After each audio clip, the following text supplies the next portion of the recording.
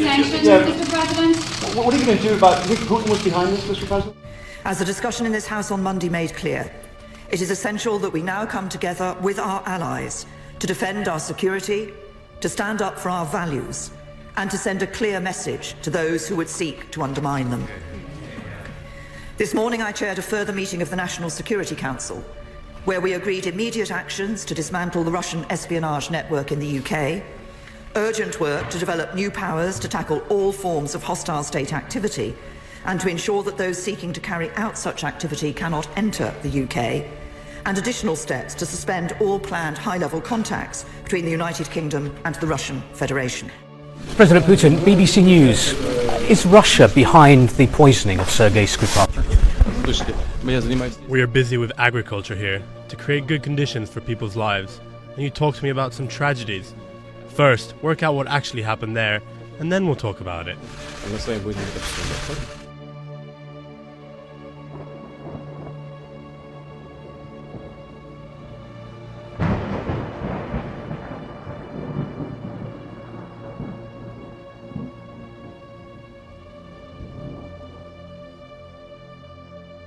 Let me start with the immediate actions. Mr. Speaker, the House will recall that following the murder of Mr. Litvinenko, the UK expelled 4 diplomats.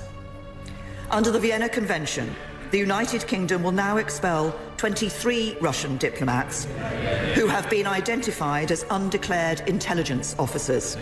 They have just 1 week to leave. This will be the single biggest expulsion for over 30 years, and it reflects the fact that this is not the first time that the Russian state has acted against our country.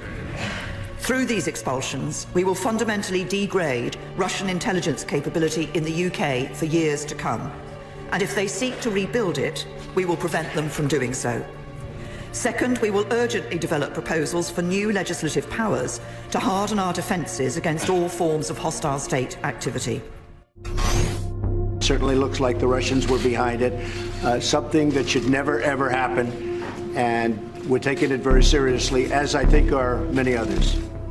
Russia now accused by the Department of Homeland Security of meddling and attempting to sabotage our power grid, our water supply, our airports, our entire parts of our manufacturing sector. This after being accused of trying to sabotage the election. Officials say the intrusions began in 2015 and continued through last year. While the hackers had their fingers on the switches, so to speak, they apparently did not actually shut off power. The FBI and other agencies tracked the hackers and allege that Russian intelligence is responsible.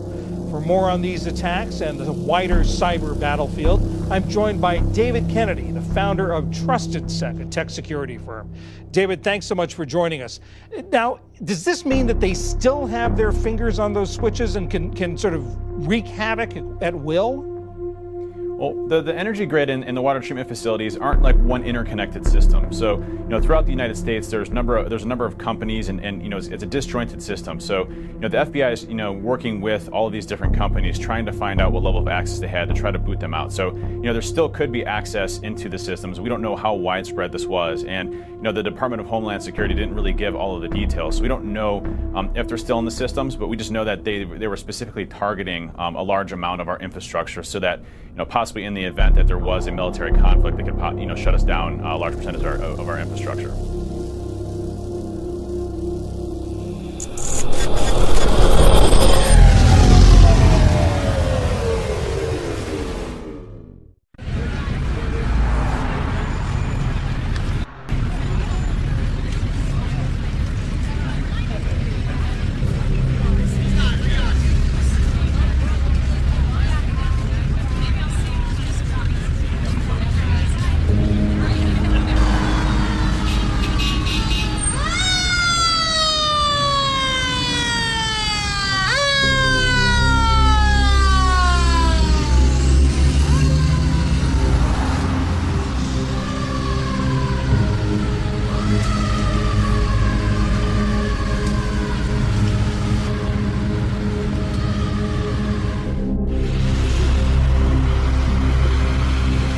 Blackout in Salt Lake City. It's pretty crazy right now.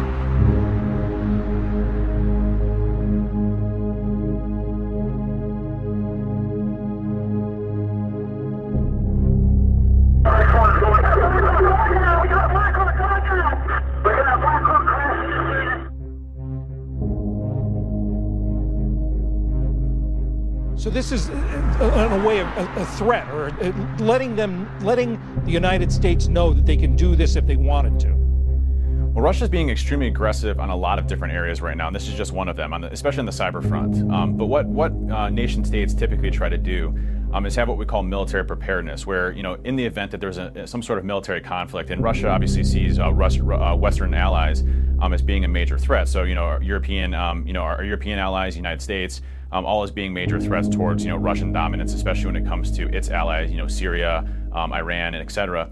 And so, when it comes to that, Russia likes to have an upper hand when it comes to, in the event, there was a conflict between the United States and Russia. Could, Russia have a substantial amount of impact back here in the United States on causing major disruptions? The financial, could it have a financial impact where it could shut down our financial sector? Could it shut down our lights and our power?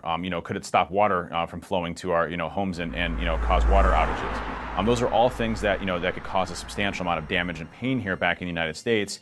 Without even firing a missile. So those are things that Russia uses as far as capabilities to really try to cause a lot of hurt on the United States in the event that something happens. So those are capabilities that are now possible through cyber methods that all nation states are looking to develop.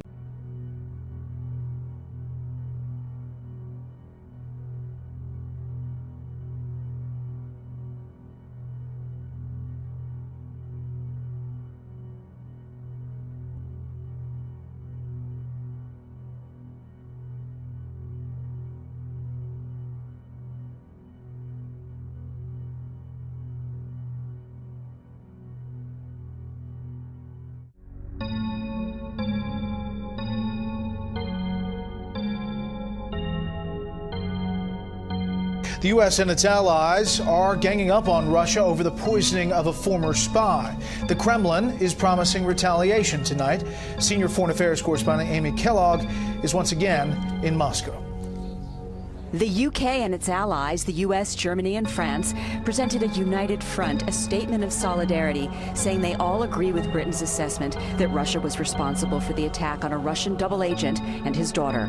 It said in part, quote, "This use of a military-grade nerve agent of a type developed by Russia constitutes the first offensive use of a nerve agent in Europe since the Second World War," adding, "It's, quote, an assault on UK sovereignty and a breach of international law."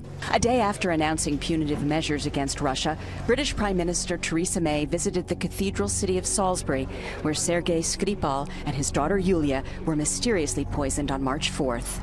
Russia saying it will soon expel British diplomats in response to Britain's decision to kick out 23 Russians, continues to deny it had anything to do with the poisoning and continues to request a sample of the agent. Russian officials have said that the British Prime Minister, weakened by troubles negotiating the Brexit deal, is simply trying to build strength by lashing out at Russia, but that this can all be set straight. We are ready to return into partnership with the European Union when our European neighbours lose interest in following American Russia-phobic tendencies.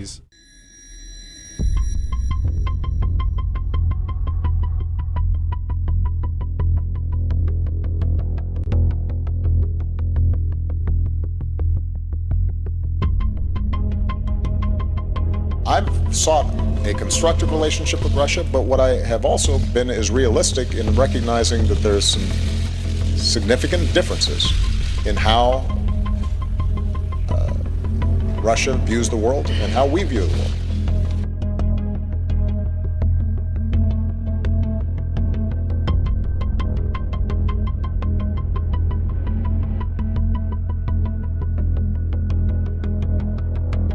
Putin's Kremlin, and with his decision, and we think it overwhelmingly likely that it was his decision to direct the use of a nerve agent on the streets of the UK, on the streets of Europe, for the first time since the Second World War.